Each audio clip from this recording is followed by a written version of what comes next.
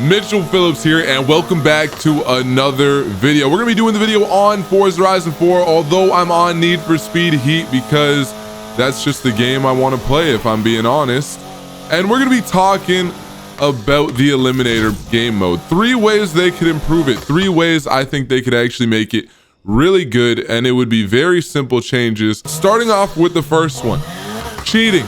Right out the gate, right when I did our very first live stream going over the Eliminator game mode, it turns out there is a way to avoid getting challenged by other players. Simply pause your game or straddle the zone line. When someone's outside of the zone, it appears that you aren't able to challenge them. And when someone's paused, it appears you aren't able to challenge them. And check out this clip. Oh, why are you running? Why are you running? Oh, he's a level 2. Back inside, quick, before you time out. Unless this is a sneaky shortcut. Yo, get in this circle right now. Get over here. Oh, look at this guy. Look at him. How is he not timed out? He knows a glitch or something. Yeah, he's entering the pause menu. You can't do that. Playground, you know. Oh no, there's a high level car coming my way. Let me enter the pause menu. How do you not think of that, Playground? So I mean, I think that goes without saying. Number 1, guys can't be cheating like that. It just completely ruins the game. It makes it so the amount of players moves down so slow, because it's so easy for people to avoid getting into races with other people. And secondly, and I think this is one of the biggest things, it would make a huge improvement to the game mode, it really would, is providing incentive for people to stay on the road. Now, what would be the best way to do it? In terms of what would be the best, I would love to hear what you guys think in the comments, but what I think would be a great way to make these races more of like short point-to-point races rather than free roam rush races constantly. And the thing about the free roam rush races, before I get into the solution, you get yourself a nice car. Like I had a Toyota Supra on stream. Let me play the clip. And we're out here getting W's. Sorry guys, I'm not taking the Supra. I didn't accept the Supra. What are you doing? I don't want the Supra. I never. All the cars will have their pros and cons. Yeah, where you want to go? Where you want to go? I'm almost tempted to take his car just because it's all-wheel drive. I'm almost tempted to take a Volvo because of the nature of this game. When you get a Supra, you should not be tempted to take a Volvo. That shouldn't happen. Look at him beating me. Well, I'm flat on the throttle. It don't matter. He needs to hit.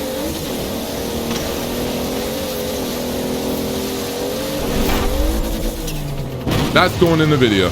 So you're in a situation like that where you have a higher level Toyota Supra going up against a Volvo. You'd expect to win that race. If you're gonna race a Volvo, you should come up with the W. You have the better car. But it's not the case in Free Roam Rush. In Free Roam Rush, it's all-wheel drive, off-road vehicles, or nothing. You can't enjoy your slammed Lamborghini, your BRZ, your sports car, your hypercar, your supercar. You can't enjoy them. And I hate that. There should be much more of a balance. Now, I think the best solution, although I haven't heard input from you guys and would love to hear in the comments, is to add, this is something they've already done in challenges before, add a time limit for how long you're allowed to be off-road. This way, off-road vehicles still have their purpose. If there's a corner that can be cut, let's say the time limit is 10 seconds. I'm not sure what the best time would be. Let's just start at 10 seconds. If there's a corner you can cut within 10 seconds, then you're good to use, your off-road all-wheel drive vehicle and take that advantage. But at the same time, you can't just straight line it all the way to each destination. And when someone's stuck in a rear-wheel drive car, they're just completely shit out of luck. There should be, people who like cars, we like driving them on roads. most of the time. I mean, granted, some people just like off-roading, and that's fine. You get a car that's off-road capabilities and you can utilize off-road still. There's a timer, so it's not like you can't leave the road. But we have the roads in the game for a reason. Like, let's use them. Let's actually have mini races. It's more like street races at that point, rather than just free roam rush, just plow through whatever you can, try not to hit the trees, absolute madness the whole time. Once in a while, that would be nice. And I don't know, maybe another solution. Get the hell out of my way, man. One cop shows up and he's all up in my grill. Like, come on, get out of here. Like, maybe another solution might be, if there's enough players to support it, is have a free roam rush version, which is the one we already have, is complete free roam rush, and have a version that gives you literally like a 3-second or 4-second time limit to be off road. So it's legit.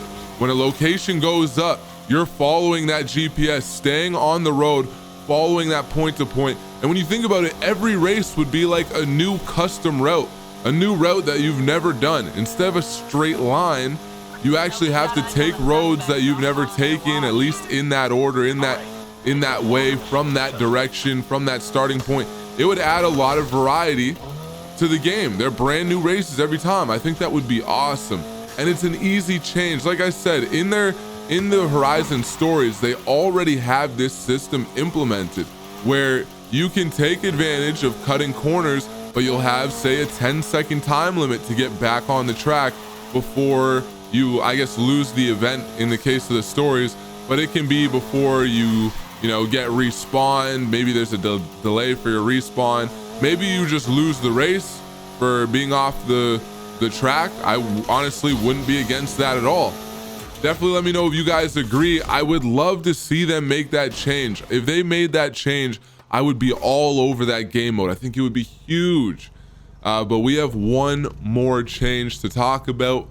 Not as big, but I think it would be really good to do. And that is, we start off with the Mini Cooper every single time.